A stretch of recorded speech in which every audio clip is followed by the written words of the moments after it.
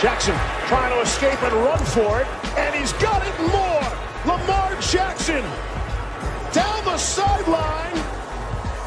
Will they give it to him? They will. Touchdown, Baltimore.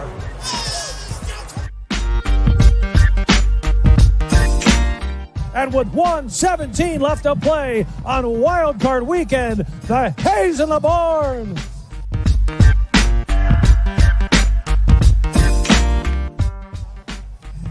Oh my God! I wish we had a camera in here so you could see what we're doing. We're just a bunch of clowns in here. How much fun is that?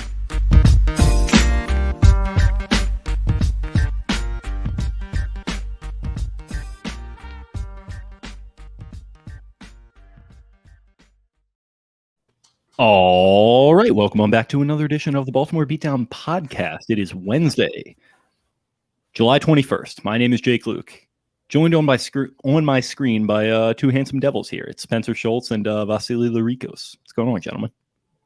Boz, we've missed you.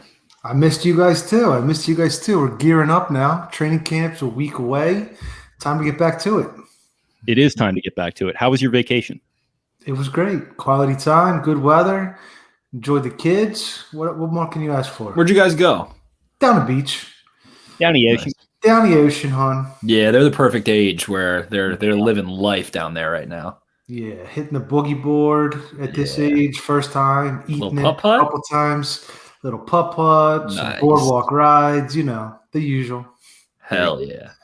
So how's things been going everywhere else for you? It's been a couple months since you've been on here. You like to hop on periodically and give your takes. You're hopping on here for what is going to be our training camp preview, a very pivotal episode, of course. How have been things in Voss's Ravens takes land? You've been kind of quiet on the Twitter machine, taking some time off. How's it been going? Everything's good, man. Took a little time off from Twitter. It's tired of recycling the same old arguments month after month. I'm excited for the season. I think the Ravens are looking good. They have players where they need them, where they're not outclassed in certain positions like wideout, like they were the last 2 years. A couple potential issues on the roster, depth issues, but overall, it's a good-looking squad. Absolutely. Spenny, how's it going with you? Doing well, dog. Had some fun with Cole Jackson the other night on Sunday night. Hopped on his two guys watching football, and I've talked about the itch. The itch is getting scratched, and I was driving through the good old Timonium area, and it's getting towards August, and you can just see that humid fog layer forming in the trees, and that's when you know the pads are going to be popping soon, baby. That thick August sweat. Not to bring a downer on you, I think that is from the California/Oregon wildfires. It has made its way over through the jet stream, and that's what that haze. No way. Check Ava Marie's Twitter. Wow. Well, I'm taking it. I'm identifying that as heat sweat, not fire. Okay. Listen, whatever you want to believe, as long as it's my reality is not accepting that. Okay. It was a heat sweat. That's what we'll go with. Fair enough. All right, guys. So we are here, like I alluded to, for our training camp preview. We're going to be recording both parts of this pod tonight to release Wednesday and Friday. We're going to start with offense. We're going to go to defense. How are you guys feeling about this episode? I'm feeling pretty good. I'm excited to bust it down a little bit. Was watching a lot more defensive film, so that's kind of more pertinent on my mind. I've neglected the Ravens defense, I think, in my own brain throughout this offseason. So I went back through, and I've taken a little bit of a breather on the other side of the football where everyone likes to focus. And I'm also ready for it at the same time. It was nice talking with Cole, had a good discussion about the receivers. So I'm excited. I know Vaz is very high on the Ravens offense. Yeah, I love doing roster projections and where can you steal a roster spot from one position group and give yourself a little bit more depth somewhere else, or who's the backup right tackle, all that kind of stuff. So this is a fun time of year. I always enjoy this exercise. Definitely, it's going to be fun. So we are going to jump into offense first, but before we get to that, I'm going to make some history here, guys. You excited? Yeah. You're excited. You're smiling like Kermit the Frog right now. I'm making history here with the first ever ad read. Oh, there we go. Today's show brought to you by Canadips CBD. What is Canada Dip CBD? It is a great tasting, superior alternative to traditional dip using CBD in a way that is radical, enjoyable, and effective. All flavor, no tobacco, no nicotine pouches that are spit free. Comes in 5 core flavors: wintergreen, mint, citrus, mango, American spice. Crafted and manufactured in Humboldt County, California, the heart of the cannabis industry. How do you guys feel about something like Canada Dip? Spenny, I know you're big into it. I actually have chewed a couple. What are they called? VYZs. I can't remember what they're called. VYX. We're not mentioning that in the Canada. Just the straight nicotine ones. So I'm interested. I'm interested to get these Canada Dips. I'm waiting on my welcome package as well. So I'm excited to stick something in there. I like to say what you want. You can't say pause to this because I'm saying on purpose. I got a little bit of an oral fixation. I like to chew on gum. I grind my teeth. I bite my nails. So I'm excited to pop some Canada Dips in and get some of that American spice. That just makes me feel like I'm going to howl at the moon and turn into a wolf at midnight. Ooh, why does it matter? Traditional dip is a hassle. It's addictive and messy. It's also over 100 years old. Voss, do you know that? No, I did not. Makes sense. Other alternatives just aren't good enough for guys today. They are either still addictive, still messy, or taste terrible. Canada Dip CBD is a new evolution in dip, allowing guys to enjoy great, long-lasting taste without the downsides. What guy wants to rub down lotions on their bodies or take tinctures? Canada Dips keeps your manhood on level 1000. Voss, I know that's big for you. What's the secret? We use 100% American-grown hemp combined with a water-dispersible technology so it absorbs rapidly. We have developed a way to deliver CBD through the mouth that no one else has so that you can actually enjoy it. We use coconut fiber and other all-natural ingredients in our formulation. No synthetic flavorings or other crap. No other crap like that. Where can you get it? www.canadipscbd, that is CANNADIPS, CBD.com is open 24/7. We are also getting into more convenience stores, so you can always keep an eye out wherever you shop. Look for your local Circle K. I don't know if we have Circle K around here. We have Circle K. There's one close to me. Yeah, on the corner of Falls Road. That Lutherville area has all that. Like, you have every single kind, I feel like. Every convenience store. So, yeah, convenience store, Circle K. Maybe it's in Rofo, maybe Wawa. Probably should have checked with Oscar first, but we'll figure that out when it's time. Use promo code FLAIR20. That is FLAIR 2020 for 20% off everything site-wide. And also, you guys saw us tweeting about this the other day, a little contest that they're doing right now.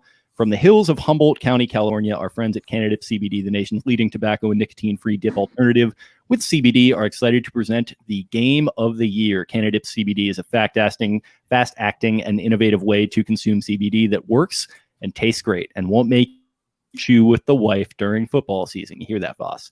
The Game of the Year is one winner chosen by August 31st. Entry is easy. Head to CanadipsCBD.com, like I spelled it earlier, and click the link, or visit Canada Dip's main Instagram and look for the blue check mark. One winner will be chosen and can bring a +1 any regular season NFL game, airfare for 2 with luxury hotel lodging, great seats for the game. That's right. Canada Dips is randomly choosing one lucky winner for the fan experience of a lifetime. So head to CanadipsCBD.com and enter, or go to the official @CanadaDips Instagram and type it all the way in to find the blue check account. Be the winner and enjoy seeing Brady visit New England for a final showdown or whatever your game of the year is. We'll be tweeting about it too for the 2 tickets with airfare and luxury lodging for you and a +1 to attend an NFL regular season game. So they've got that going on Twitter as well. You got to follow Canada Dips @CanadaDips. Click the link in Canada Dips bio, add the email, and make sure you retweet and like Canada Dips to enter as well. So there you go. If you're watching on YouTube, it's currently running on the ticker on the bottom of the screen. If you're curious about spelling, so it's all there. Canada Dips. First, I'm excited. I can't wait to. I haven't gotten to try it yet. So, full disclosure, haven't tried it yet, but I'm pumped too. Very excited. Yeah, I'm not typically haven't been a big dip guy. It just hasn't agreed with me, but this sounds like an alternative that I'm excited to get into, and excited for these gents, these really nice guys that reached out to you and I individually and then kind of together to start putting this together. So it's fun. First ever, we've had advertisers on our show via just kind of buying space through Megaphone and our handlers and whatnot. But now is the first ever ad read. Handlers, like we're the imp in Pulp Fiction. Or like we're the CIA. Because the CIA has handlers. But hey, how did I do my first ever ad read? You crushed it. That was honestly, I haven't packed a lip since middle school, but I now want to. You're going. Yeah, I'm gonna be flicking some heaters on here, baby. Let's go. we've got free song coming in the mail from the gentleman that helped set this up, and hopefully we're going to have more on the way because it seems like it's going to be a very fun partnership. But ad read out of the way, you guys ready to jump into the preview? Let's do it. So, starting with the offense, what is the first thing that comes to mind with the 2021 Baltimore Ravens offense in training camp? Voss, we'll start with you. I think the biggest question is offensive line. I really do. Just a little bit of uncertainty. Will Ronnie Stanley be ready is the big question. Who's going to be the starting left guard? That's probably the most wide open position as far as who's starting. Or maybe weak side linebacker, but probably. And then how's it all going to come together? You have two new faces on the right side, the two big free agent expenditures, both on the offensive line. That was the first area that both John Harbaugh and Eric DeCosta mentioned they wanted to address this offseason. So I'm very interested to see how it all comes together. Spenny, what do you think? First word that comes to mind is showtime. I think it's time to show me, show us, show everyone that you got Sammy Watkins, you got Tylan Wallace, you got Rashad Bateman. And, of course, as Vaz is mentioning, that offensive line, Zeitler, an AFC North veteran, Villanueva, an AFC North veteran. They are also new, so you have to give them a little time to get acclimated. They haven't played together. They haven't played in this system before, so there could be some goosebumps early, some road bumps, some obstacles. But ultimately, you got Rashad, you got Shoddy B, you got Sammy, and you've got two backs that are kicking, and it's going to be, that early no weather is a factor time of the year. You have your first full preseason for guys like Prochet, for guys like Duvernay. So there's competition all around, and it's time to remove any excuses. The only one that people can have to cling to is the Greg Roman detractors. So I anticipate if this offense does sputter for some reason, he is going to be put into like 180-degree boiling water by fans and media alike. That is probably the pressure point if this team does not get off to a hot start, I would say, offensively. And I'm excited. I'm really excited. This is a team that now guys like Marquise Brown, Mark Andrews, Lamar Jackson, Gus Edwards, even Bozeman we can throw in there. Boyle coming back as well. We'll see. But guys are young still, but they're also experienced. So they're reaching that peak, that prime over the next 2-3 years where it's time to capitalize on that, and hopefully they can separate themselves from the rest of the league.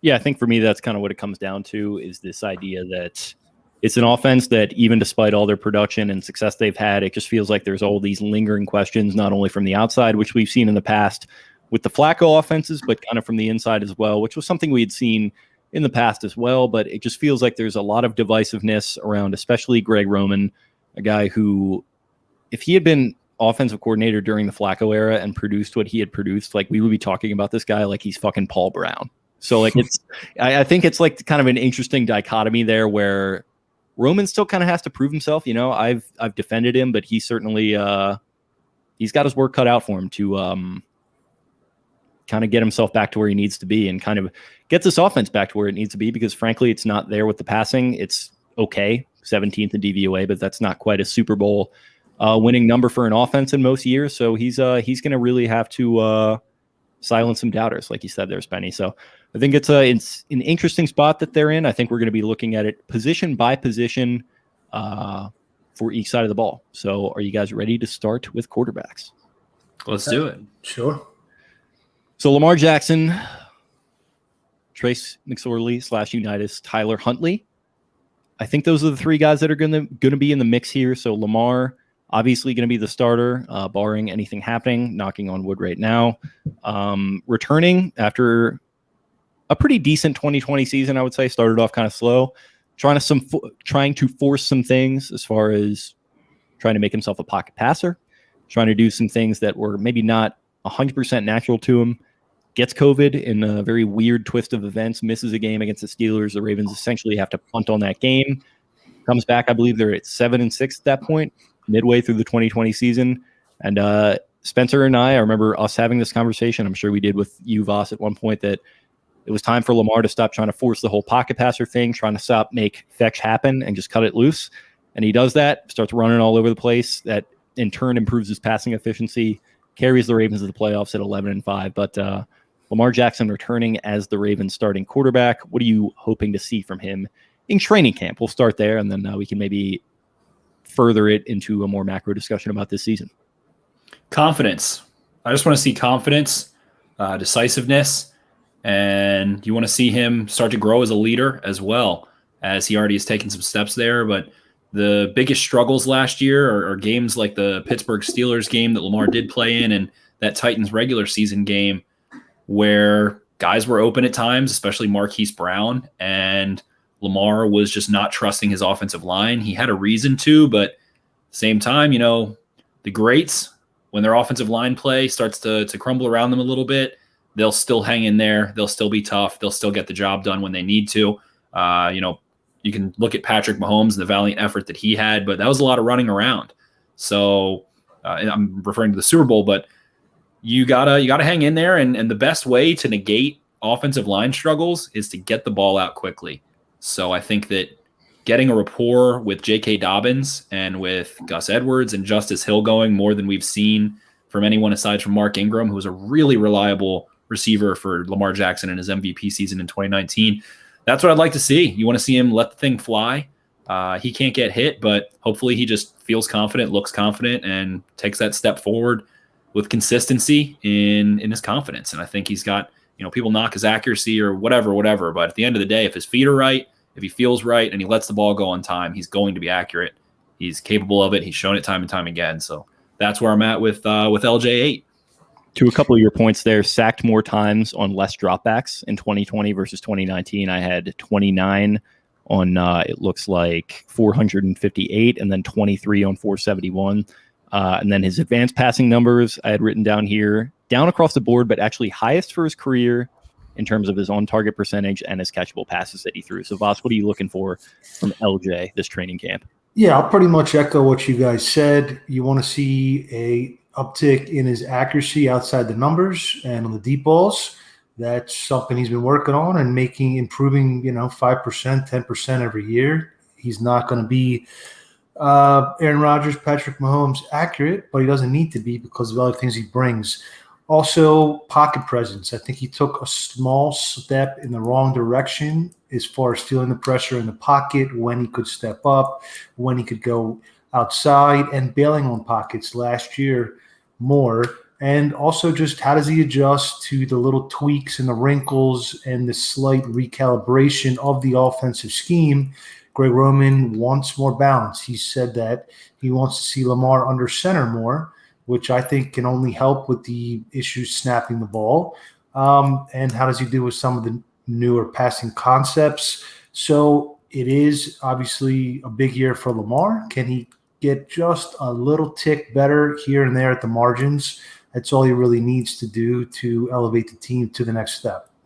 The stat that caught my eye with his rushing was he rushed to the inside way more in 2020 than 2019. So I think it was 10 more, 32 versus 22, which I think that was kind of something to watch and funny to look back on because he had all those interior rushing touchdowns. He had the long ones against the NFC East. He had, I think, 1 or 2 against the Browns. So he was definitely, he was really good last year, I think it's fair to say, as far as the total package of passing and running. But you do want to see him continue to take those next steps as a passer and just kind of being a little more consistent where he needs to be, being a little more comfortable throwing deep. And I think he's going to be helped by the addition of the wide receivers and the fixes along the offensive line, all of which we'll get to. If you guys had a gun to your head and he's out for a game and you had to pick between one of these two backups to win a game, let's say against the Bengals, who are you picking? My gut says Trace McSorley, and I don't know what it is, but he seems to be able to put the ball in the right spot at the right time and take what defenses give him. We saw him excel in the preseason, but we haven't seen enough Tyler Huntley. I didn't attend any practices last year, and while practice isn't games, McSorley really struggled in practice settings in 2019 from what we saw, and then lights it up in the preseason, has a great preseason and establishes himself. So it's just tough because Huntley is going to be a better runner. And one of the lesser known things about McSorley is that back when he was at Penn State, he was god awful at reading the option, at reading the key defender, the force defender. to the point where they started putting Saquon Barkley at quarterback and him at tailback. Which is sick. And it is so sick to take it out of his head and make sure that Saquon was able to do it. So, Trace just has that little enigma about him a little bit more so. Tyler Huntley's release and delivery are a little strange, big wind up.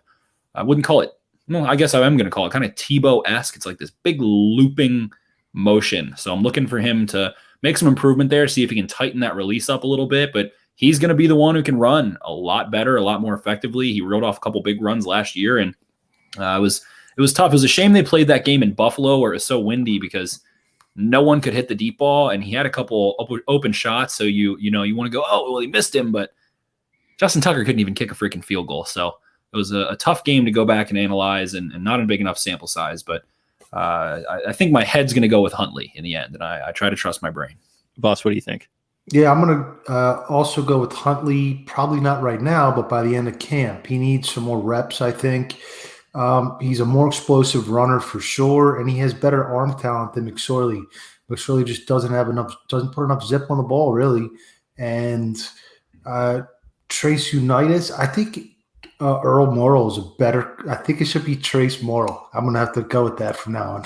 after listening to Jake's podcast. So an MVP of the league is what you're saying? Exactly, but he was a backup that got thrusted, and then he was the MVP, but not quite the Unitas there. Okay, fair enough. Yeah, no, that was definitely, it started as a bit, the whole Trace Unitas thing, and then it kind of had a funny circle of life. It also just rolls off the tongue. Trace Unitas. It does. Unitas. Starts as a joke. Of course, I get super invested into that whole, Johnny Unitas thing. And it's funny how that works. But yeah, Trace Morrill. Okay, if it comes to the point where, God forbid we have to choose between him and Huntley, and Huntley wins, then listen, Huntley wins, and he's Trace Morrill. I'm gonna stick with Trace here, though. I'm gonna go a little straw man shocker here, and I'm gonna stick with him for, like Spenny said, his ability to put the ball where it needs to be, and then also just the ability to know where the sticks are and pick them up when he needed to. There were a couple moments where a quarterback in his same position in his age wouldn't know where to scramble against the Steelers like he did for that, I think, first on 3rd and 10. Wouldn't kind of have the moxie, which is another overused word with him, frankly, to put the ball on Hollywood Brown when he did. And then obviously a little bit lucky with Hollywood breaking free for the touchdown. But that's just kind of the whole Trace experience, man. It just feels like it's a lot more than the sum of its parts. That's fair. I mean, the question to me is, are they going to end up taking 3 into the regular season? Because if you take 3 quarterbacks, that's either one less offensive lineman or your fullback / tight end. I think if you had to choose and you're hoping to keep one on the practice squad, I think you have a better chance of keeping McSorley there because Huntley does possess more upside. It's interesting.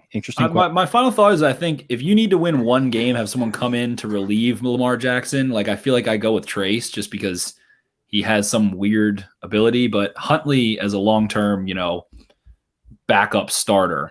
Don't get me wrong. Yeah, Huntley is more talented, I think, pretty much across the board. But for the one game question, I do feel like there is something to there's just a little sparkle there. I'm a little bit of an old school romantic when it comes to my analysis sometimes, and there's just something about the it factor argument that I think Trace does have, which maybe there is something scientific to that, and the fact that he played in all these big games in the Big Ten with Penn State. So there might be something there.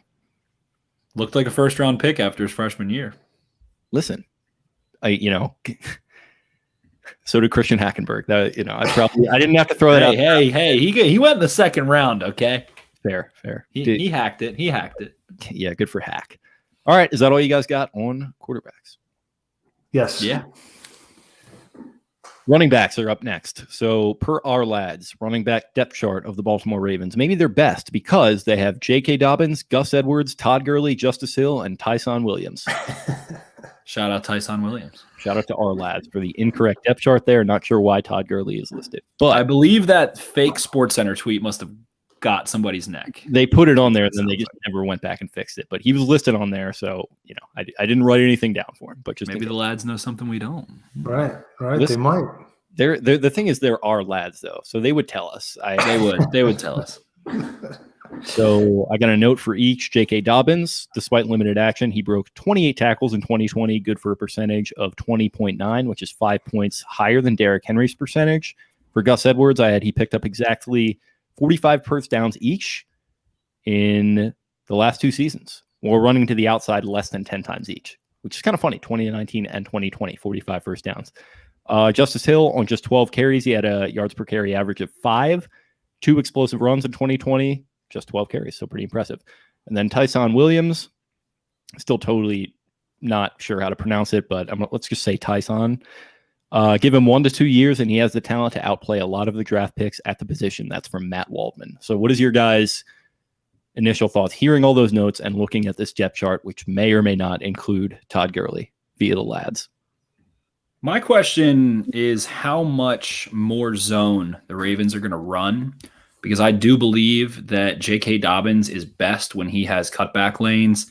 I think that Gus Edwards is also capable of excelling that way. He has shown some really nasty jump cuts and able to kind of skate back inside. So I think that that's going to be an element that comes back that was more so in 2019, and we might even see a larger split of zone than we've seen before in Greg Roman's offense. Villanueva points to that. I think that Zeitler points to that.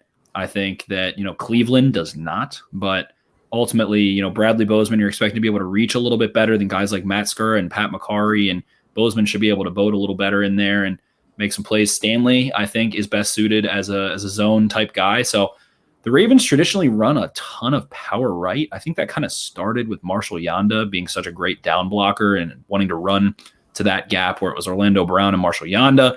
And Bradley Bozeman was better suited as a puller than someone who was down blocking. So that got a little split. So we might see a little bit of a flip of that, where Stanley is going to be a more dominant, if he returns to health, which we all are assuming, more dominant point of attack blocker than Alejandro Villanueva.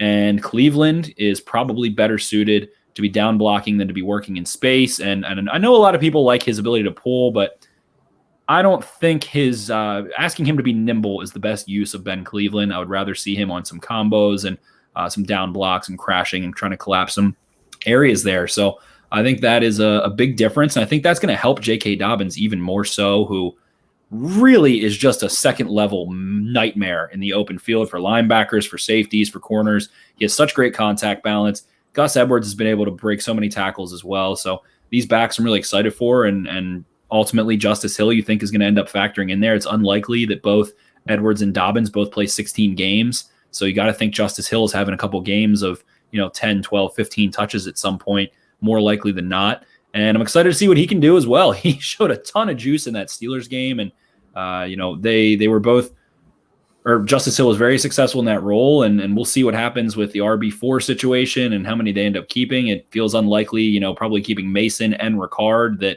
that's the case. But it's going to be exciting to see how well these two lead backs can take it and run with it, literally. Boss, as a noted anti-running back value guy, what do you think looking at this group of guys? I think it's a really strong group. I think it's a championship caliber running back room.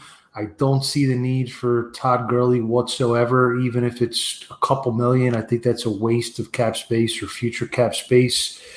The 1-2 punch of Dobbins and Edwards, I mean, they're very, very strong. They get the job done. Dobbins with that contact balance, as you mentioned, Spencer, that's really his calling card. And Gus just always falling forward, short yardage, fourth quarter finisher type.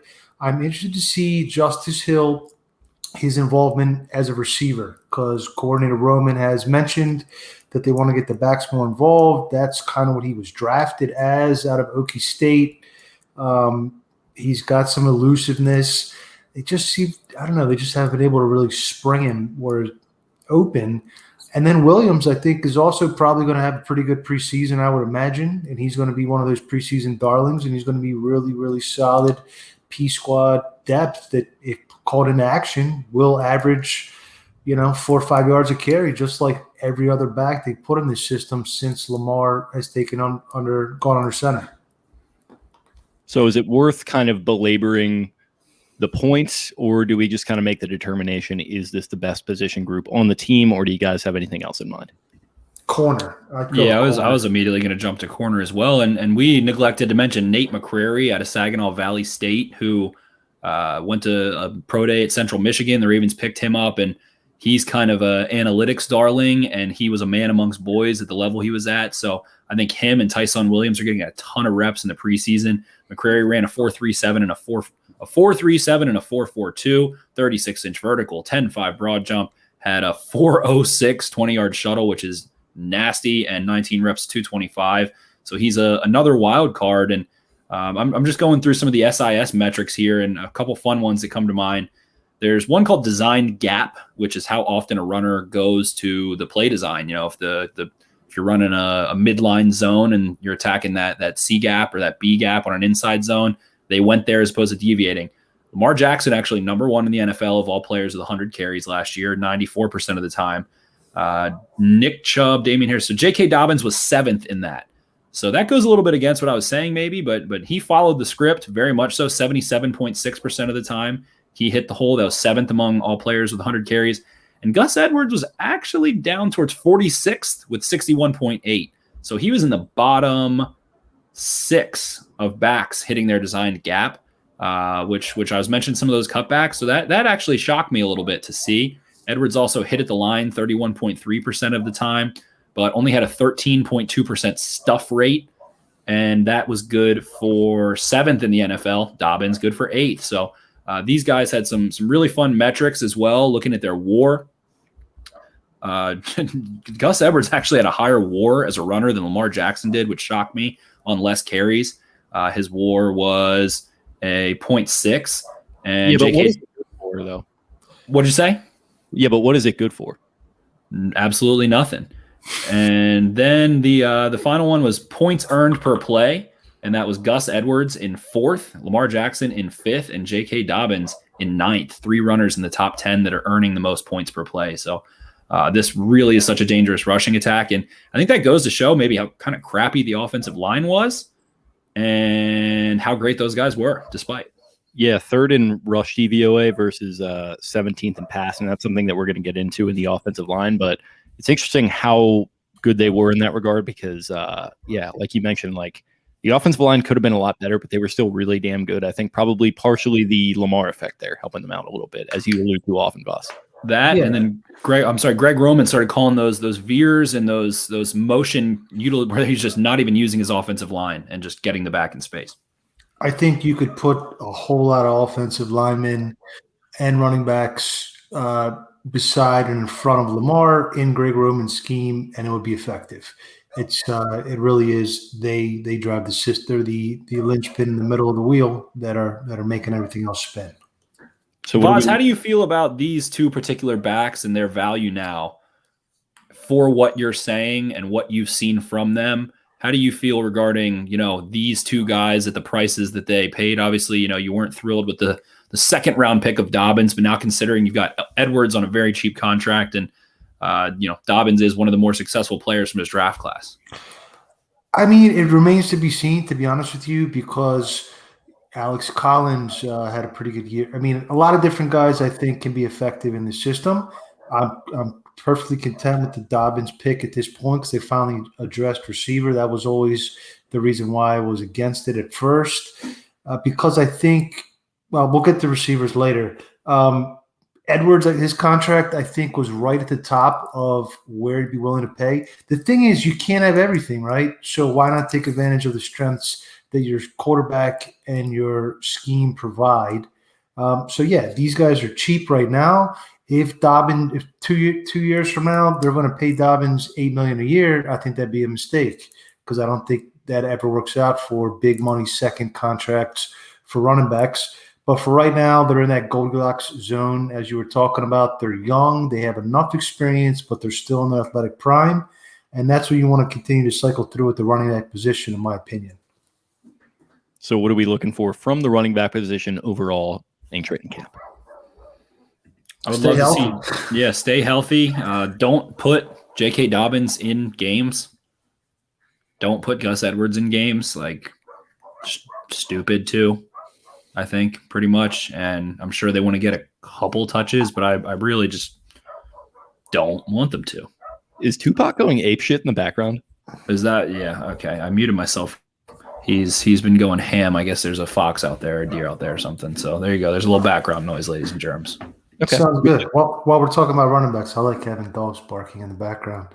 I think also let's see how they no, it just gives it a little, a little good vibe to it, a little attitude to it. I'm surprised I'm surprised you didn't start barking. When we get to Brandon Williams, you're probably going to jump through the screen.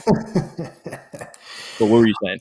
No, I want to see how the running backs, again, how are they going to be incorporated into the receiving game?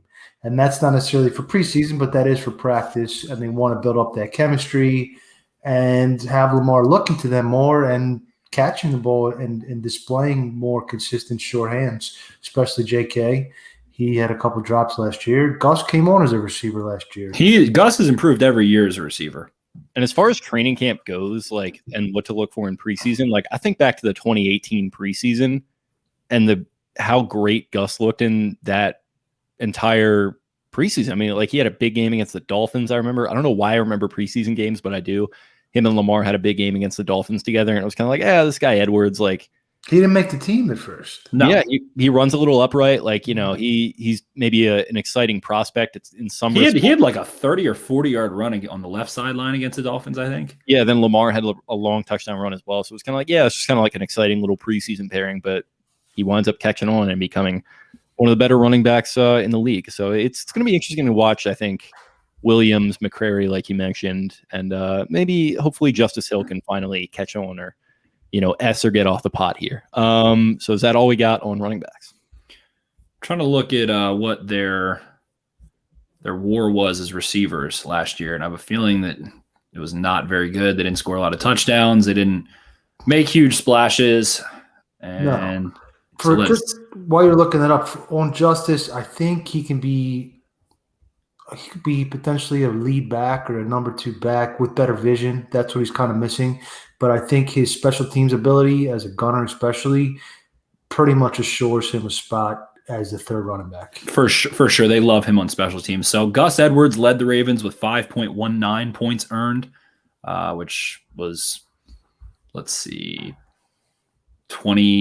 in the NFL, 26th in the NFL. The rest of them were abysmal in comparison.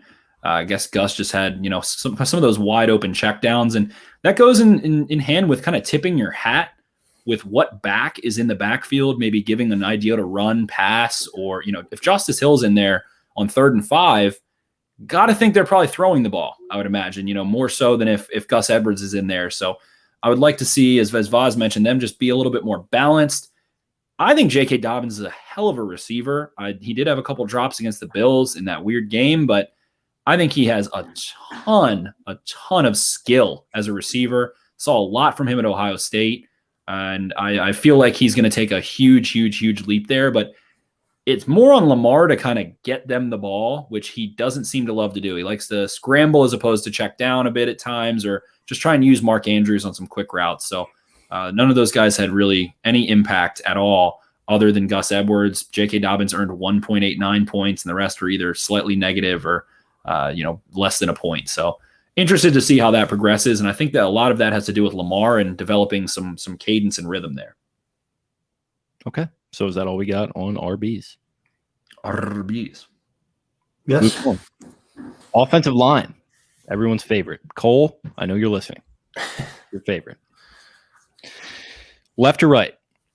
Ronnie Stanley starts at left tackle. Foster Sorrell listed as the backup left tackle. Tyree Phillips, the third stringer left guard. They still have Bradley Bozeman listed as the starter. Ben Cleveland as the number 2. Ben Bredesen as the number 3 left guard. At center, they have Patrick McCarry listed as the starter. Tristan Colon Castillo as the number 2. Greg Mannix as the third right guard. Kevin Zeitler starts. Ben Powers, number 2. Michael Schofield, number 3. Right tackle. Alejandro Villanueva, obviously starting. Jawan James listed as the number 2. Not going to be playing this year in all likelihood. Andre Smith as the number 3. Remember him. And Adrian Ely as the 4th at right tackle. So I wrote down a unit much more tilted towards run blocking than pass blocking. I kind of already alluded to that, but they were 8th in adjusted line yards, but 23rd in adjusted sack rate in the league. And so I guess we can start here with the main story with Bradley Bozeman. I wrote a consistently decent left guard in 2020, 62.5 pass grade per PFF, 63.3 in run. in their run grading. And in week 8, so the bye week, what do you guys think the conversation surrounding his move to center is going to be? Can they afford to pay him? I agree. So you alluded, Spenny, to the fact that this might be a lot more of an expensive situation than we initially maybe would have thought, or even that I just thought with Bradley Bozeman. Yeah, I think that Bradley Bozeman's, just from some whispers I've heard, it sounds like he's asking a little more than they're willing. And I do think that Bozeman has been a weak point on this offensive line in several games, especially against guys like Cam Hayward and in some other particular matchups, going back to, that Titans game in the divisional round loss in 2020. So I think that, fans got a little carried away with him at times, and he's great when he's pulling, and a lot of people, see him making blocks on linebackers, but I like him better as a center, and especially considering who the Ravens have had at center and what type of body types they've had and what type of athletes have been there. He is by far the most, physically imposing, I would think. I am questionable to see how he deals with extremely stout nose tackles. I guess I'm thinking of Stephon Tuitt, and I'm trying to think who else they'll play this year. Oh no, they don't play Tennessee. No, they're going to play Tyler Shelvin on the Bengals, who I feel like is going to be sneakily a really good player for them at 340, especially against the run. So I'm curious to see how he can hold up in one-on-ones against noses. He might have a really strong quickness advantage, but some of those guys are freaks. I mean, a guy that I studied a ton, Lee McNeil, he was the first guy out of his stance every time. He's got that leverage, and it's a little different. So I think he might have some grit there, a little more so than having to deal with a more, let's say, finesse athlete like a Cam Hayward, as opposed to some of these one tech, zero tech kind of guys. But I think he's better suited at center. I think he's a natural center. He played it in college and get the snaps over. And when you look at Skura, when you look at Makari, when you look at Gradkowski years ago, they were really tiny guys. And it's just funny because the Ravens have been vocal about, we want, these massive wingspan having, space eating linemen, but at center you've had these really smaller side. Matt Skura is not, and I'm not trying to slight Matt Skura, but if you see him in the street, you're not thinking, damn, that's an NFL player. I think you see Bozeman and you're like, all right. So I think he's just got a little more size, frankly, and I'm excited to see what he can do there. Bozeman had an adjusted blown block rate of 1.8% in past situations, which was, let's see, I think 4th on the team behind Makari, Stanley, and Makari and Stanley was 3rd. So excited to see what he can do there and how he can run with it. And it feels like that was his natural position. They made him learn something new, and it might have taught him some things and provided him some better skills to be more well-rounded as a center. Yeah, I think Bozeman is going to end up being a top 10 center in the league by the end of the season. I don't think there's going to be a lot of problems with the snaps. I think he's going to do well calling out the protections. He seems like to be a cerebral, heady kind of player. Played center for Alabama, obviously national championship team. And I think having 2 big boys on each side of him is going to help. And they can start mashing some heads on the interior, which they haven't been able to do in a long time. I do wonder how they're still going to be utilized to pull, because centers don't pull very often. But I think Roman mixed some of that in towards the end of the second half of last season. But even if he's just going to bring that anchor, I think he can hold up to the bull rush, and maybe they can use some combination blocking against the really freaky guys. But I think it was a great move. We were talking about this at that quote-unquote offsite podcast way back when with KB, and we were all saying Bozeman should go to center. So that's what they did. I think it's a smart move, and I think it will improve the line all the way across the board. Yeah, I think it was the only move. I think this is a move that, it needed to be made, given the fact that they've had so many struggles at center going back all the way to Ryan Jensen, and then him leaving, obviously, that proving to be a little bit of a, maybe I wouldn't say a misstep by the front office, but would have been nice to keep him around. And now you're bringing up a guy who, not the exact same profile as Jensen, but kind of a similar story, this unheralded guy who's kind of working his way up, and total Harbaugh guy. Bozeman just got that, kind of way about him, very genuine kind of Southern dude. So I think he's a guy that they like a lot. I think he's a guy that they're going to want to pay, but but there's only so much money to go around, so that's going to be interesting to see how that shakes out. But I think him kind of moving to center and then starting to price himself out of what they initially would have wanted to pay him, that might actually be a good problem to have, especially for a team that's got a championship window here. But to his left, Ben Cleveland, is he too big to fail? Eventually, I just don't see him being I just don't see him being a weakness. I don't see him being a problem, and I also don't count out Tyree Phillips from winning that contest and becoming the left guard. I think that one of the more underrated, I guess, oddities of last year was him starting week 1, considering number one, he switched positions and then started in his rookie year. Correct me if I'm wrong, fellas. I mean, how many offensive linemen in the past decade have started in week 1 as a rookie for the Ravens? Stanley? Who else? Maybe Grubbs. That was over a decade. But yeah, that was over a decade ago. No, you're right. Yana didn't start. Orlando Brown didn't start. Jared Gaither didn't, did he? Jared Gaither might have. Yeah, that was He was a longer. supplemental guy. Osemele, he was supplemental. I don't think Osemele started his first game. I can't recall. No, he shuffled that line I think Osemele did. Osemele did. I think he did, yeah, because I remember he went out in 2013, and it was a huge deal to get him back in 2014. So he must have gotten significant action as a rookie in 2012. Right. So there you go. I mean, it's been years since someone has come in and started, aside from Ronnie Stanley, which is you're picking him in the top 10 of the draft to be a left tackle. So a little different situation. And I think that expresses how much they like him. And they kept giving him chances. And it seems like they expected him to struggle, but we're still confident enough for him to get the job done.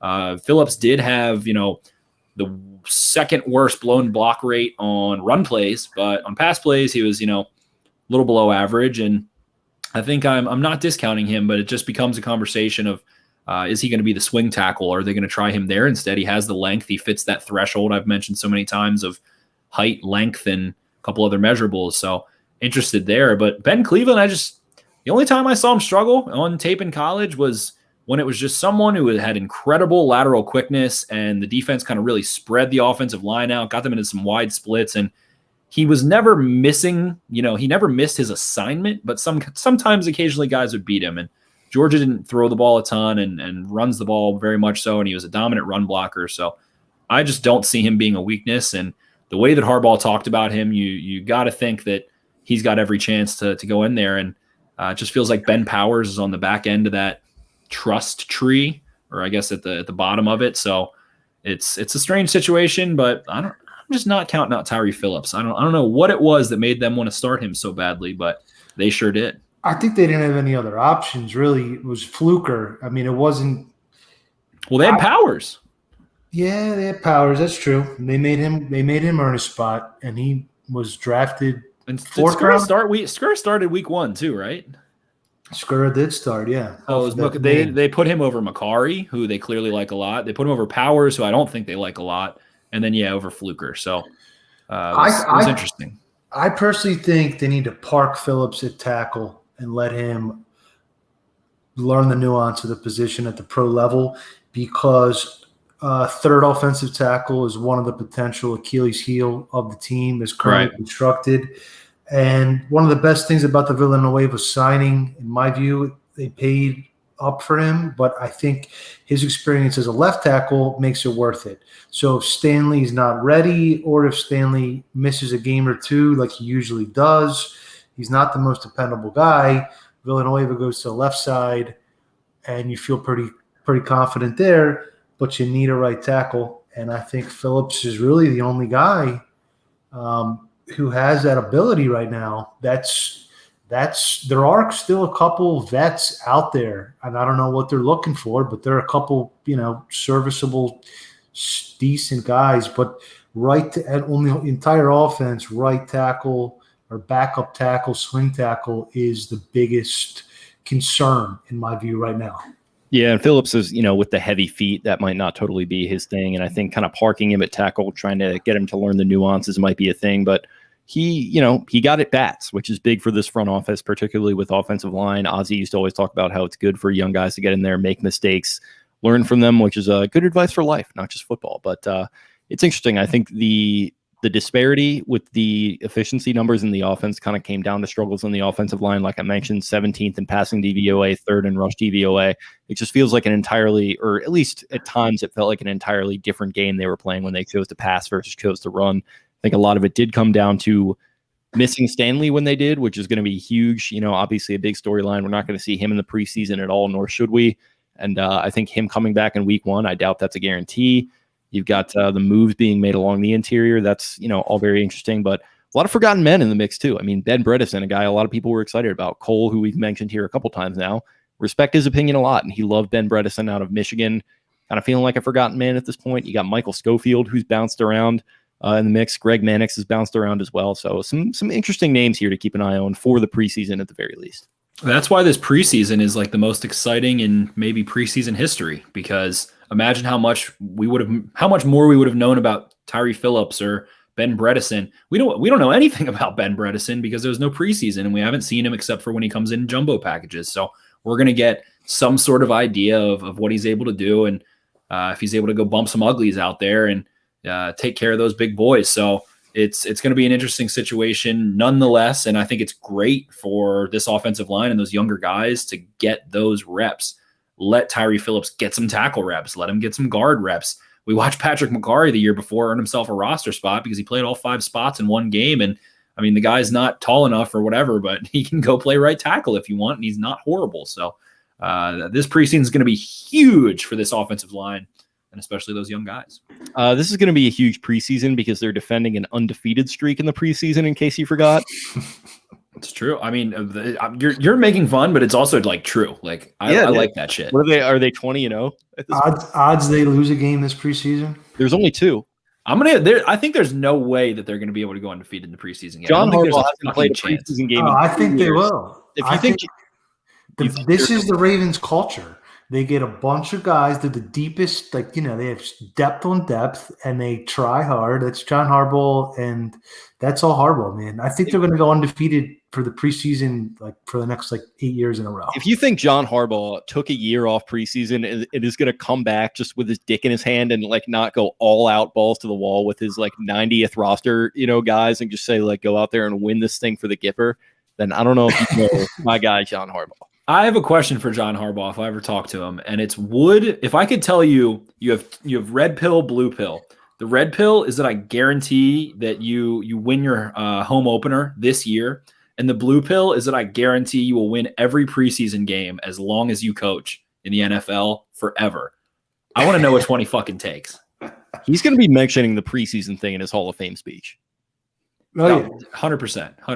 That's going to be his crowning achievement in his eyes. Jim's just going to be sitting there pissed off. I'm such a better fucking coach than him. I can't believe he's in the NFL. Adjusting his hat, doing the Jim thing. But all right, gentlemen, offensive line. Any parting?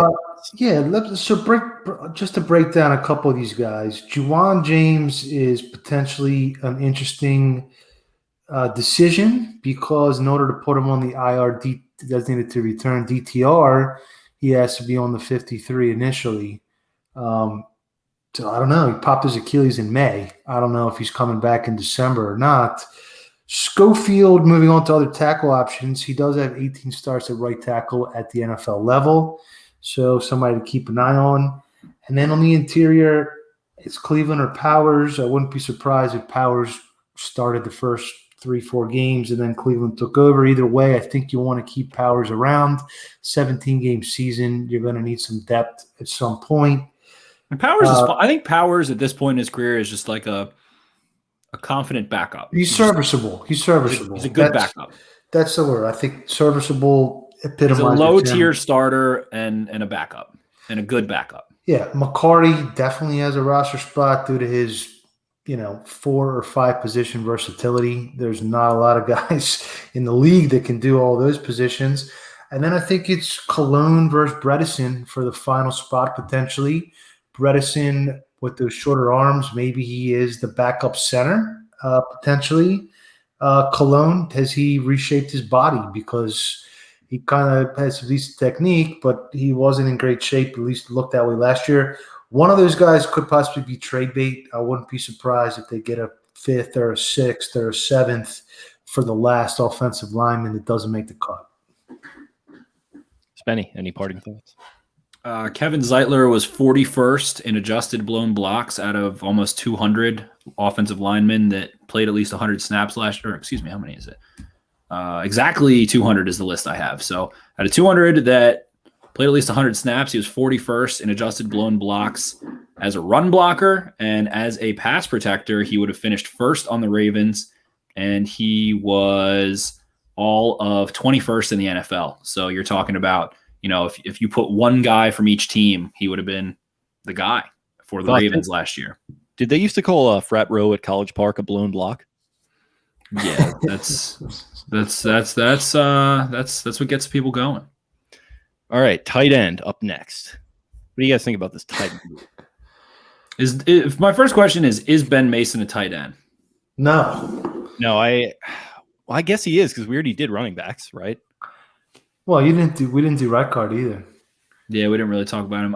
I mean, those guys get their own position, I guess. Just rename the whole group tight ends and fullbacks together. Voss, if you're telling me, Voss, that I missed fullbacks, then I don't know what's going on here. I threw you a bone there, and here we are. No, I think they're all kind of interchangeable. All the fullbacks and tight ends. Spenny had the four horsemen. That was the thing 2 years ago. I think we should just rename the group horsemen and include both of them. So is that a new position? Yes, horsemen. Okay. So for now, I like it. I like that very, very much. So tight end / horseman. Well, we're talking Marky Andrews. He improved as a blocker overall last year. Had a couple bully-some moments on some DBs, that Colts game, and there was one against the Patriots as well. So had some nice moments as a blocker. He wants to be well-rounded. He went to the tight end summit, which looked fucking sick. If I could go to any summit, it would easily be the tight end summit. Is there going to be any content coming out of that, like a vlog or anything? Because I would watch that. They definitely posted YouTube videos, and they had a very active Instagram. Okay, very active Instagram. I watched some content out of there, but it's Mark Andrews continuing to make that progression into a very well balanced receiver, and the person who benefits from the Ravens offseason the most, aside actually even maybe more so than Lamar Jackson, is Mark Andrews. It has to be, because he commanded an unbelievable concentration from every single defense every single week. Luckily, teams would decide to run some cover one or some cover zero and try and blitz at times, and he was able to get some Y crosses and things like that, but had a nice year. I went back through. I was a little critical of him at one point, and I don't think he's this big 50-50 ball guy necessarily, but he has really strong concentration in, let's say, tight windows. So that was something I went back through and was more impressed with than I initially thought.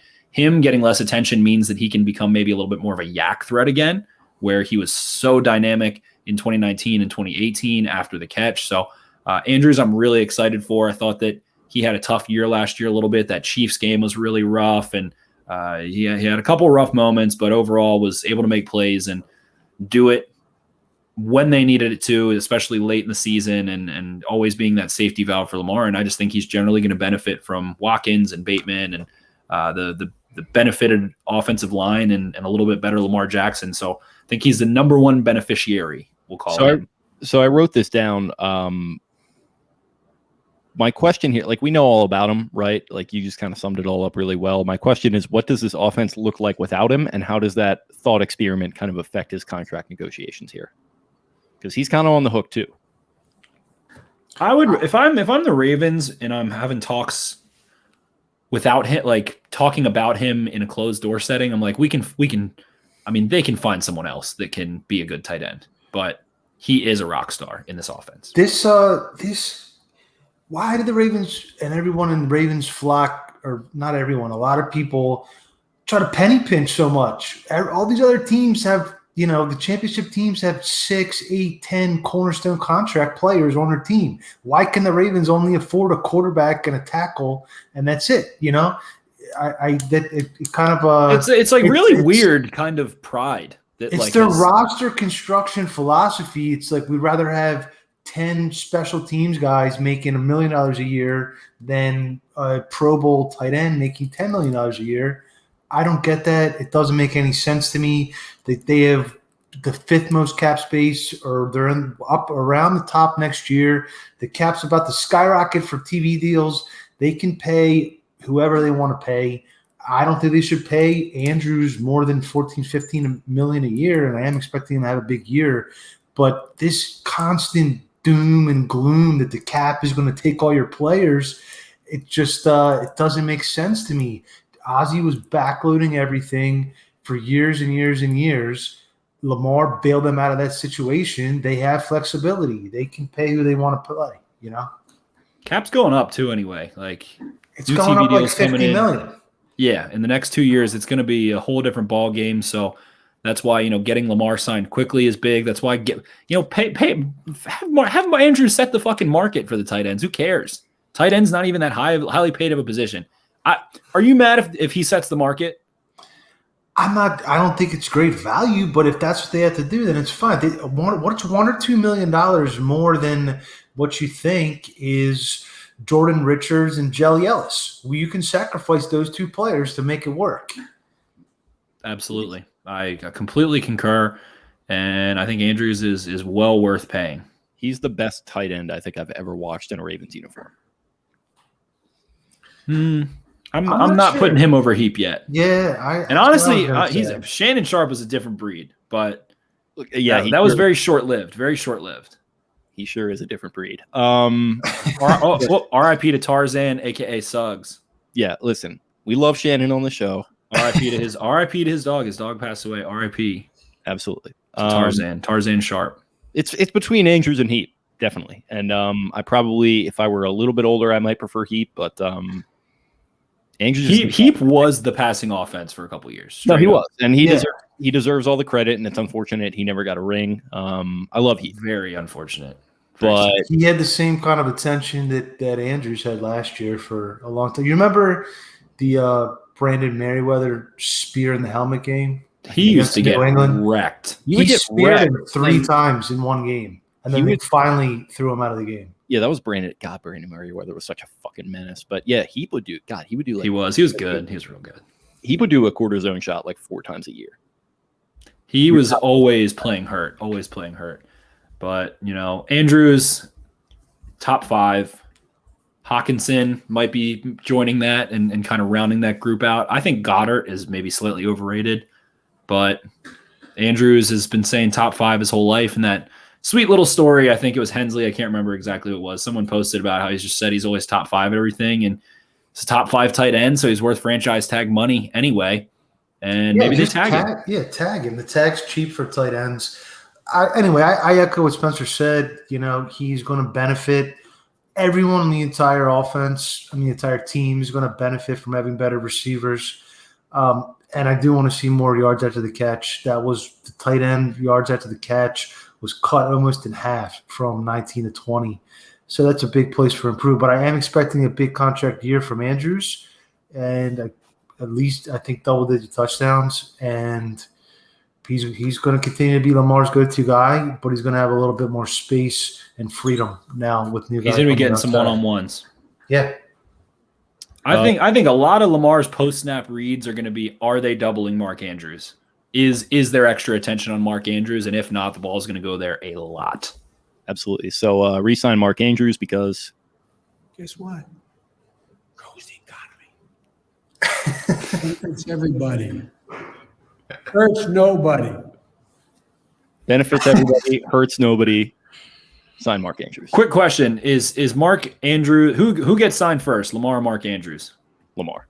I think Lamar. I don't know if they sign either of them this year. And I don't know if it makes sense to either. Because this is the conversation for a different show, but how much of a discount do you get for signing them a year early?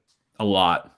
Like, okay. If the cap's going to jump, Vaz, if the cap's going to jump, a lot. How much did you save signing Stanley early? How much did you save signing Humphrey early? How much did you save signing Tavon Young early? I don't think so. I think it's 2-3 mil a year. I think more which one? They're both number 2, second highest paid. Yeah, but position. Exactly, but look when the next guy gets signed and sets the market. That's the difference. No, Ramsey went after Marlowe, didn't he? No, I don't think so. But Ramsey's number one and Marlowe's anyway. Yeah. I don't know. Sometimes I think you're better for the top end guys. I think the thing is though, tight end just doesn't matter as much because they're not paid as much. There's nowhere they can't make much more than they're already making. For middle of the road guys, it makes sense to sign them early. For Stanley and Humphrey and Lamar and Andrews, they're going to get paid top dollar regardless. So I don't know what you really benefit from. There's nowhere to go but down sometimes. I don't think that's the case just because the cap is going to, especially because of this COVID cap situation, next year the floor goes up a ton, let's say, and everything's back to normal. Fans are back in stands. Everything's healthy. The NFL feels like it's doing really, really, really, really well again. There's lots of young superstars. And I think if you can get Lamar, if you can get Lamar before you can get Allen and Mayfield, whoever gets signed first of that is going to be unhappy. That makes a weird situation. That's why I want Lamar to go first, because I feel like Allen and Mayfield are both going to have good years, and then they're both going to sign, and it is going to get jacked up. So I think Lamar, you probably do stand to benefit a little bit more than with Andrews, who I think you could afford to wait a little bit on. There's no fucking way Lamar's not pissed if Mayfield gets a bigger contract than him. Also, Lamar's situation is unique. I feel like he really wants to get signed. He's not operating with the agent, which we've said, it's not as big a deal as it sounds, but he's probably going to the team and saying, let's get this shit done. I want to get paid. I want to be able to run on asphalt and enjoy my life. Exactly. Well, but Mahomes is the ceiling, right? So you're not. I don't think the cap can go up. Mahomes is not in the same class, though. He had a 10-year deal. I don't think Mahomes is a factor. I think it's Deshaun Watson and Dak Prescott. Yep. They're both at 40, right? Yep. Okay, and Mahomes is at 45. Do you think if Lamar waits until next year, Mahomes is at 50, isn't he? No, I think he's at 50 and 10, right? For $500 million, which is just an agent number, but I thought it was 45. I think 50, it's because I thought it was 10-year, $450 million. Okay, the other thing though is that a lot of that we don't know the exact language on the bonuses and shit. So I always like to look at the guaranteed money. Sure. Anyway. So he has $141 million guaranteed. Mahomes' contract is fucking Wall Street in 1988. It's funny money. It's an LBO. It's horseshit. And it pisses me off about the Chiefs that they get to do that, and they just get to have all the good. They get to sign Orlando Brown. They're going to sign him, I'm sure. They got Travis Kelce over here. They got Tyreek Hill over here. They got all these great players. Goes to the economy, benefits everybody, hurts nobody except for me. But the Ravens can't afford to sign Mark Andrews. Yeah, they can't, but they can't afford to fucking keep the top 4 tight end in the fold because got to have 10 Anthony. The Cowboys can afford to sign Dak more than the Ravens can afford to sign Lamar. So there's some nuance to it. There is more nuance to it than I'm presenting right now. I think that's pretty clear. Yeah, well, I'm not. But Mahomes' deals. This is a whole nother. We're off on a tangent now, but Mahomes' deal is he gets a guaranteed roster bonus every year. So his deal is actually good for him and good for the team. Right. So it's a different story. It's a different kind of structure. And he gets all that money from Hunt's catch up too. You've got to be disappointed with the Ravens if they don't look at the creativity involved in Mahomes' contract and work that way. Especially it's going to be a shorter term deal too. I think it's not going to be, and especially because DaCosta secretly, low key, is very competitive against Ozzie and maybe some of Ozzie's blemishes. Joe Flacco's contract didn't turn out very well. Not that they had another alternative, but they also immediately gave him all the money when they didn't have to as well, which is doubled down on it. There was no negotiation. Maybe Flacco is not coming down after winning the Super Bowl, but they immediately bent. So the structure was the problem, and it was forced an extension off an ACL tear and a losing season and a negative interception to touchdown ratio. But they all gave him a huge extension after that, and they're still digging out of the cap hell from that. But they finally had. So now they can pay Andrews. Exactly. Guess what? Rosie got it. Benefits everybody. Hurts nobody. So wide receivers. What do we think? Receivers, baby. I'm excited for this preseason to see James Prochet, to see Devin Duvernay, to see Miles Boykin, who's probably going to be getting a lot of reps for a third-year guy, I would think. Tylan Wallace, all those guys on the back side of that receiver room to go ball out. And let's see, we would have had, again, another guy that I think of when I think of Tyree Phillips. I think of James Prochet. We have only seen him run maybe 25 routes and have one target. So, whatever it is, as simple as the offense is, at the same time, Prochet is going to be able to look like a, bona fide receiver or not in that preseason, coming off that lack of an offseason last year. And they're going to get to practice against the Carolina Panthers and do some interesting things. So I'm very excited for the preseason, for training camp, for those few guys. And what's his name? Jalen Moore making a ton of noise as well. I think 8 different people mentioned him after OTAs, like Benjamin Marlon Winter making a little bit of a splash as well. Exactly. So I'm really excited to see that. That's what I'm most pumped about, is basically to watch James Prochet run a bunch of routes and see what's good. Voss, from your angle, I'm curious, is this the year Tim White breaks out? I think so. He's got a lot of ability, the return man, capability to him. Yeah, he was. Him and Smoke Mizell. He was fun to watch. Yeah, Taquan Mizell. So I was listening to something. I don't remember what it was, but they were saying that, they say if there's a weak link on the offensive line, the defense can attack that, and it's kind of brings down the entire unit. Well, whatever I was listening to, they were saying that the same concept applies to the receiver position in the playoffs. And if your wide receiver 2 and wide receiver 3 are weak, the good defensive coordinators can adjust the entire battle plan and take advantage of those issues and cause your offense problems. And not to rehash the debate from pre-draft, pre-free agency, but the Ravens needed to address both the offensive line, the receiver position. They did that, obviously. Watkins looks like he has a really good rapport with Lamar already. And he's always had the talent. He's a top 5 pick. He is a wide receiver 1 as far as ability when healthy. We've low-key kind of come full circle with you and Sammy Watkins here, by the way. I always liked Sammy. No, that's what I'm saying. Yeah. Years ago when I was saying he was, you're right. You're right. like Hall of Famer. He started strong. He started strong. I think you were somewhat vindicated on that take, and probably would be more so if the injuries hadn't gotten in the way.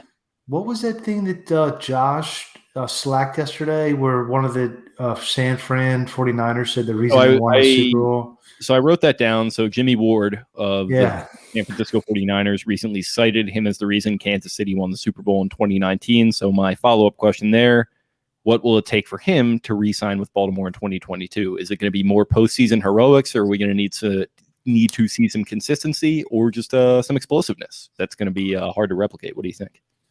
I think the yak, that's what they need from the position, is the yak. They were like the worst in the league with running to the catch last year. Some of that's hitting the receivers in stride. A lot of it is guys like Hollywood not saving all of his yak yards for the playoffs every year. There's a point for that too. But I don't know. I think it's the deepest group of receivers they've ever had in team history. I will say that. Not necessarily the best top 3, but the deepest. You go back-to-back early in the draft 3 years in a row, and you're in a good spot. I'm interested to see Duvernay. Is he going to be the starting slot, or are they going to rotate, Hollywood, Watkins, Bateman, Tylan Wallace, even Boykin? They all have, positional versatility, whether it's X. I think Boykin could be a big slot potentially and cause some problems there. No. Why not? You think who could? Boykin runs like crossers and some like slot, like he could run some slot crosses.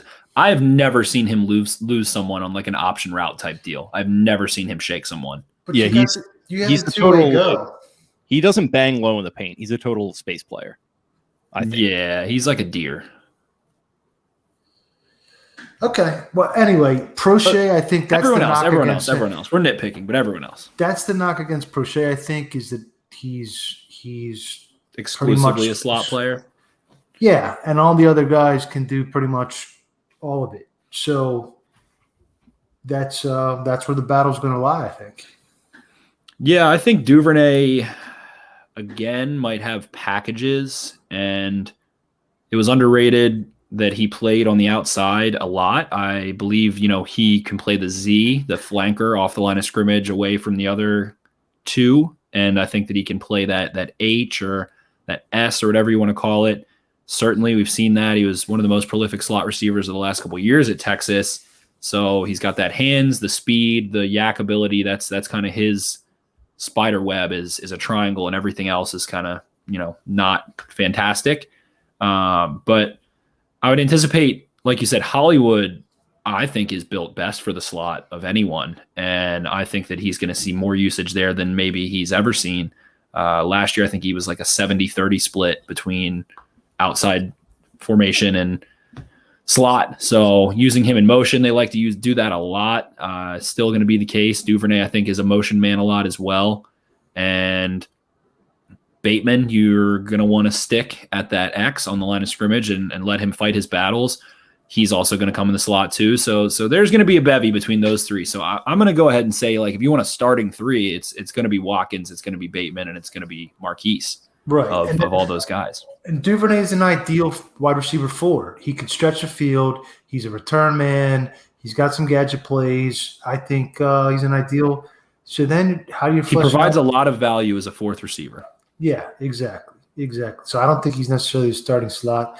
But a lot of depth. I mean, even you guys didn't mention Deion Kane, who's a guy that I liked a lot coming out of Clemson, who made some plays. I mean, you're going to have some guys on the P squad. I think they're going to probably end up being 6 deep, right? But the question is it time to cut bait with Boykin, or is he going to get the job over Prochet, or is one of the other guys going to sneak in?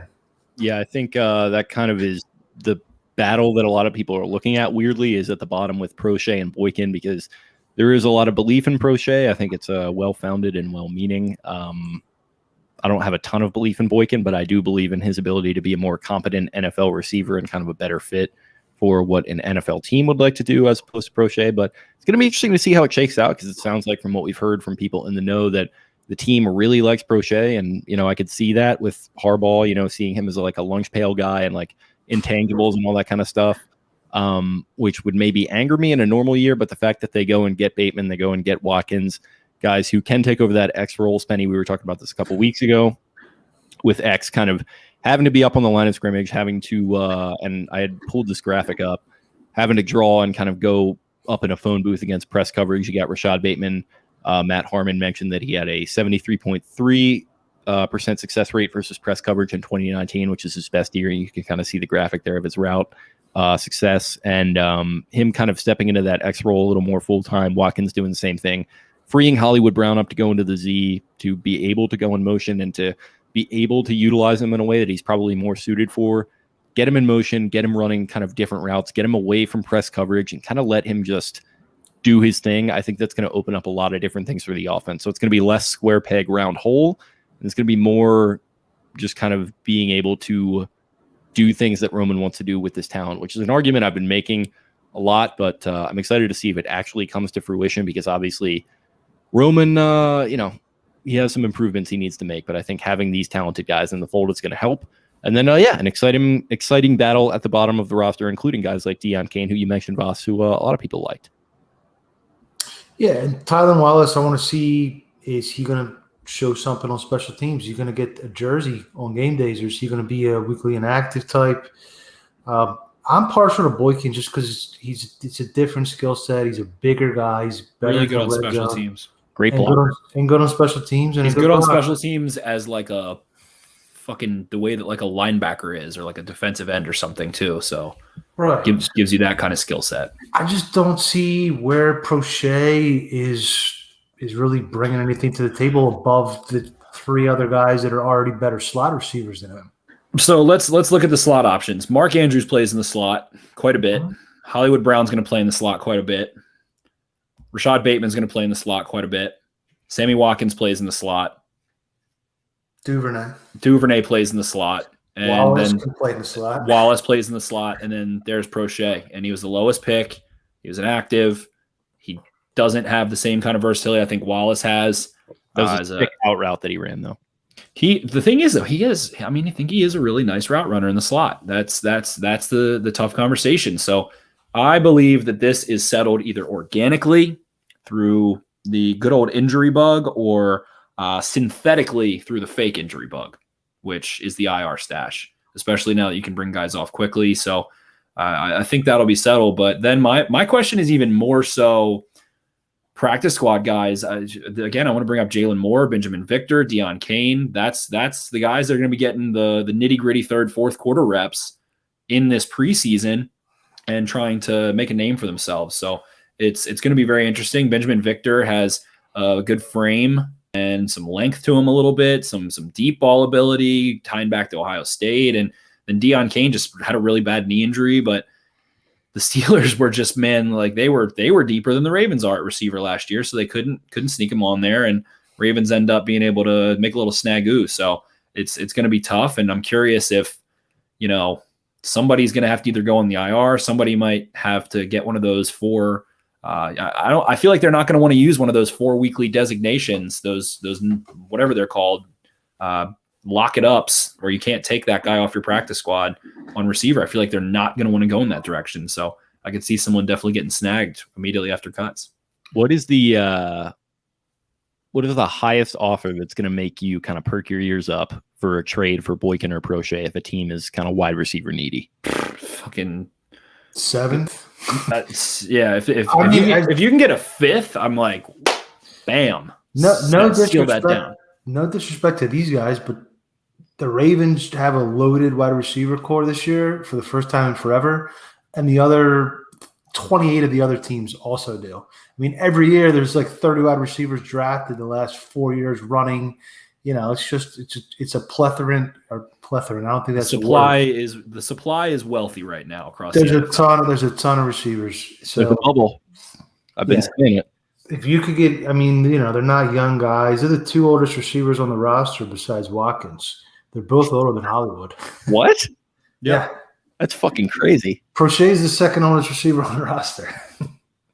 This team, man. This team is fucking something else. This league. Hashtag this league. That's wild, man.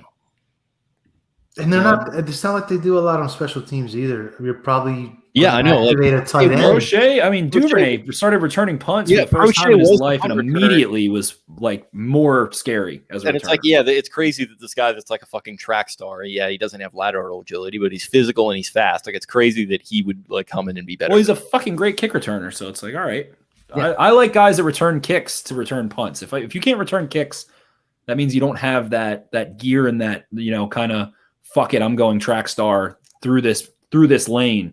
And Duvernay's just simply built different. He's built like a running back more so. So I think Prochet did a fair job. He didn't fuck it up. He never fucked anything up. He was just, get 10 yards here, make the right decision there. He had opportunities to fuck it up too. He had a couple like squirrely ones that he wound up grabbing and running with. So he did do a nice job, but there was a couple panicked situations that didn't end poorly. Yeah, so I think he could maybe catch on in the league somewhere. I like Prochet just fine. I actually liked him a lot when they picked him. I think the hype just got a little out of control. So hopefully he proves me wrong. And he's good organizational depth. That's what he is. For sure. I mean, he's a guy that they just weren't picking under Ozzie at a certain point. Ozzie just gets gun shy with these wide receivers, and he just like wouldn't bother like trading back into late rounds to get a guy unless it's Michael Campanaro who can't stay healthy, and it's just like all this BS. It feels like they're at the very least they're getting more competent at big deep later. Like at the very least they're deep. We're not talking about Chris Moore and a bunch of scrubs, right? Jaleel Scott and if Miles Boykin and James Prochet are the 2 receivers that are like battling to get on the end of your roster, that is a far cry from where you were 4 years ago. And you have Deion Kane and Benjamin Victor and Jalen Moore on the outside looking in, and they would be like in competition. Kane and Victor are like pedigree receivers. Yeah. They'd be in competition to be wide receiver 4 most years. Right. Very, very good point. At least wide receiver 5. Here are my 2 final thoughts kind of on Boykin and Prochet. Boykin, to me, has so much pressure taken off of him now, not having to be maybe wide receiver 2 or wide receiver 3. He can be a niche special teams player. Has no necessity to do anything but develop right now. He's not going to be taking freaking 55% of snaps in games anymore.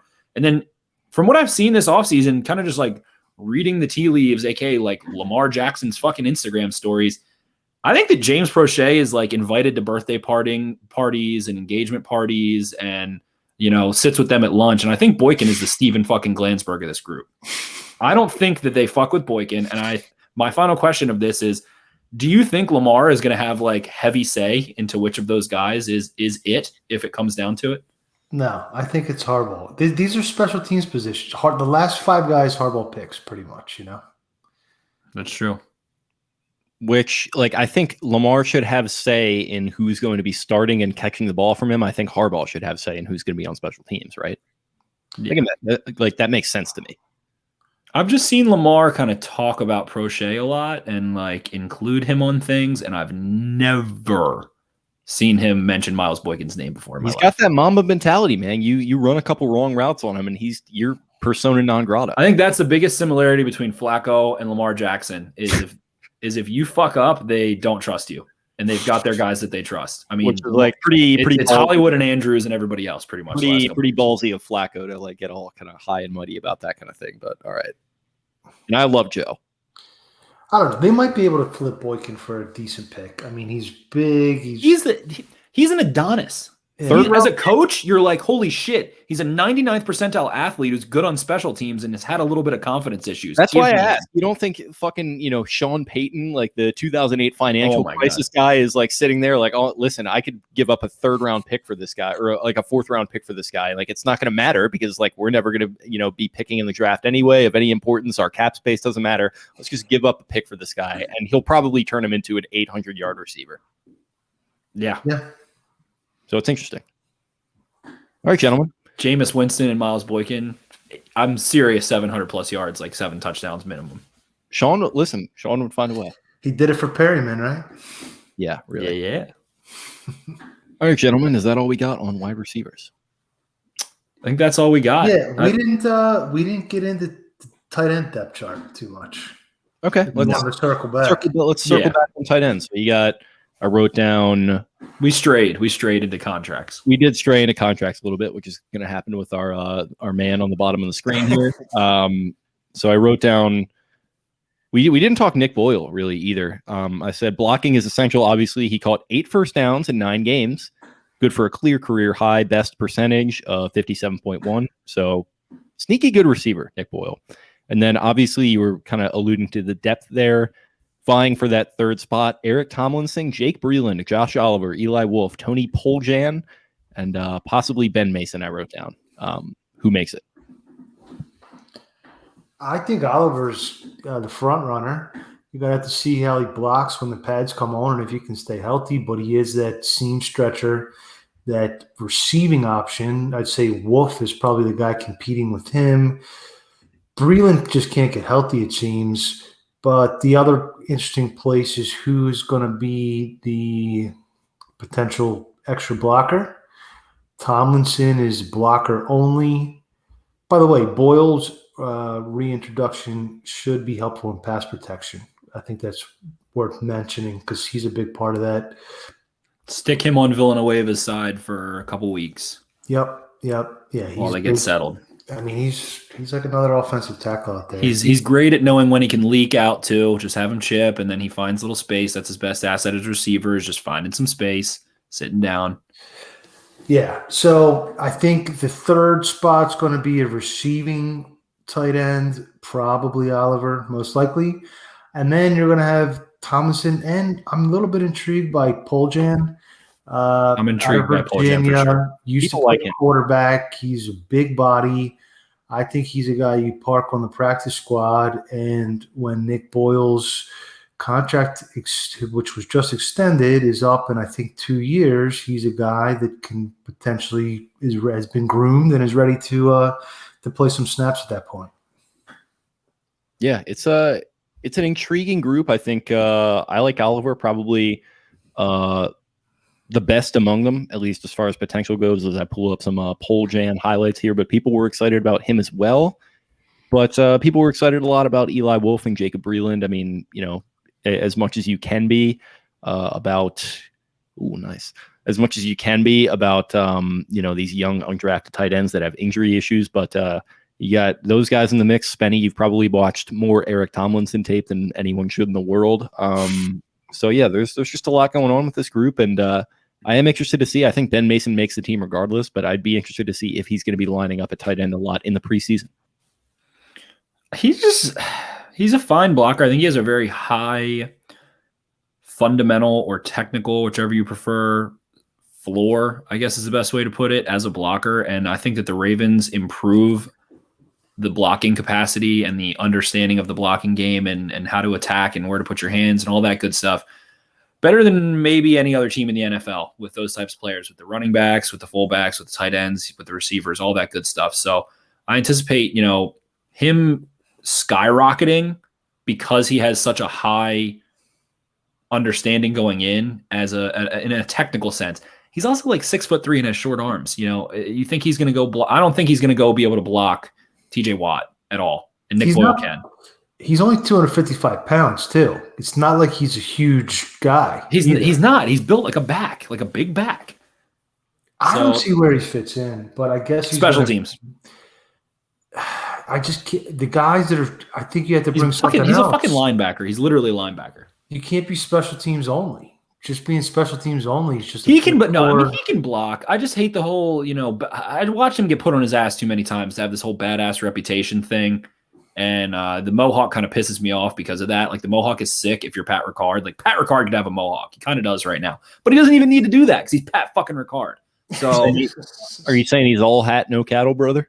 A little tiny bit. He would run my ass over, but I just don't see him sticking, especially he could be a wing, like a motion wing type. And against, he's about the size of Tyus Bowser, give or take. Does he get picked up if they try to put him on the P squad? Definitely. Yeah? I think definitely.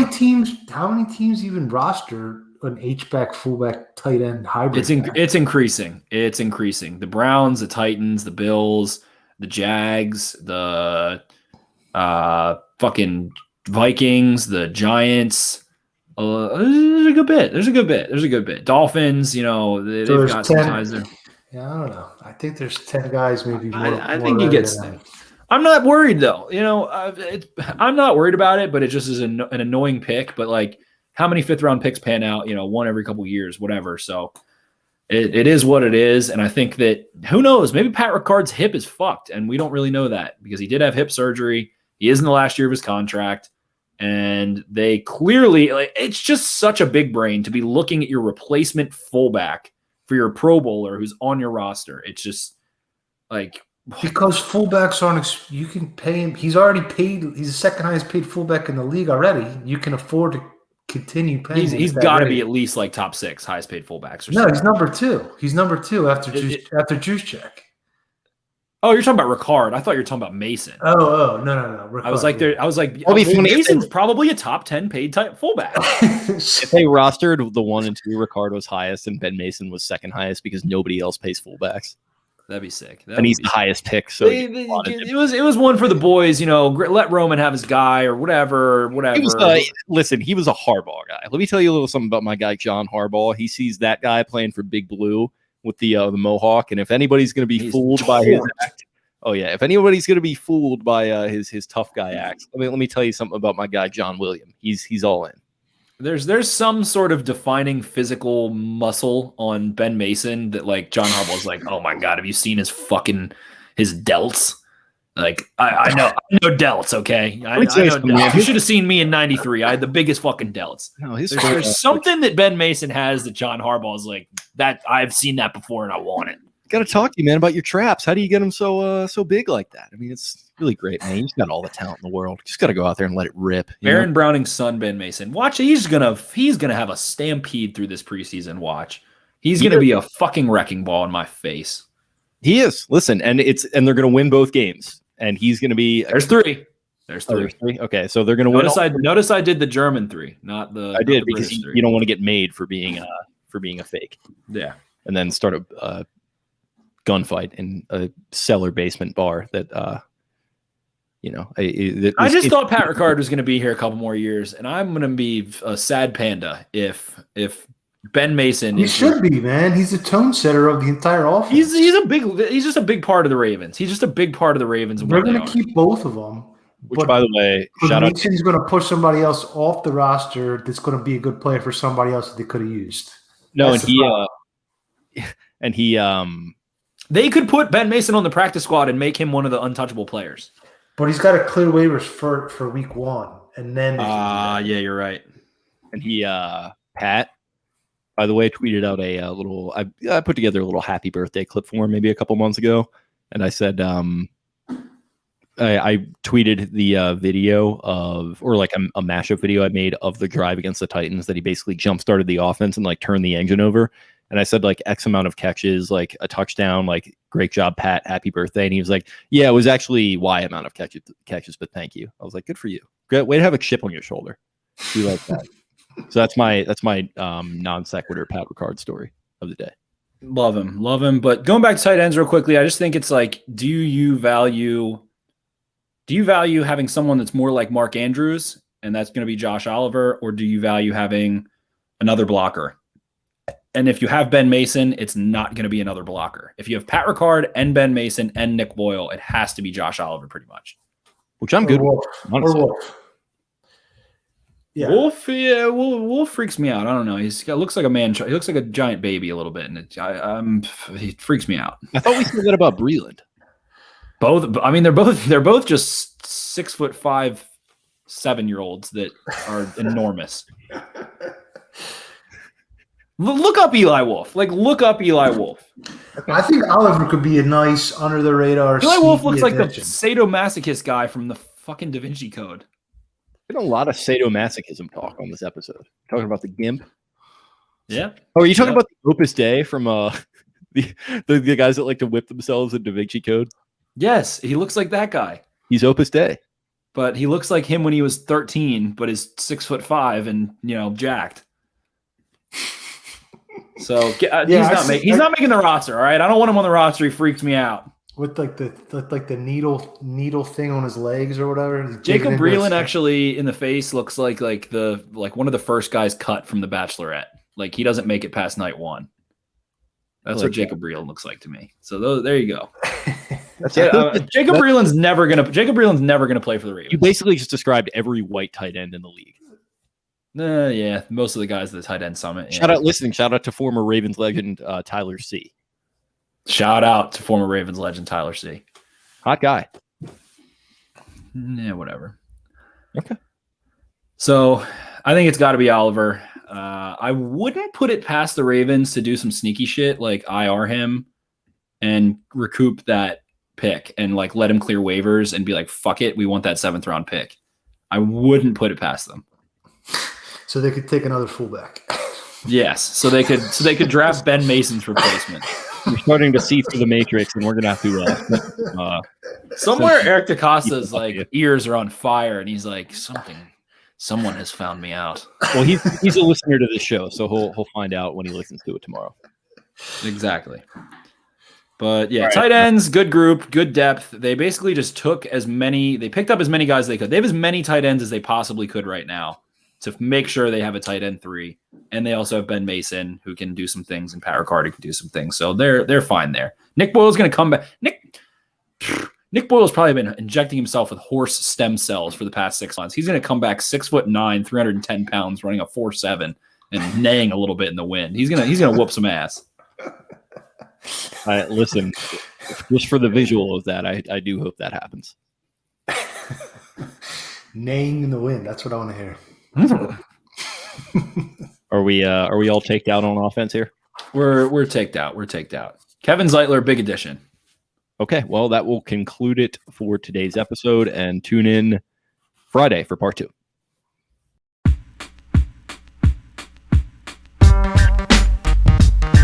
Gorlami.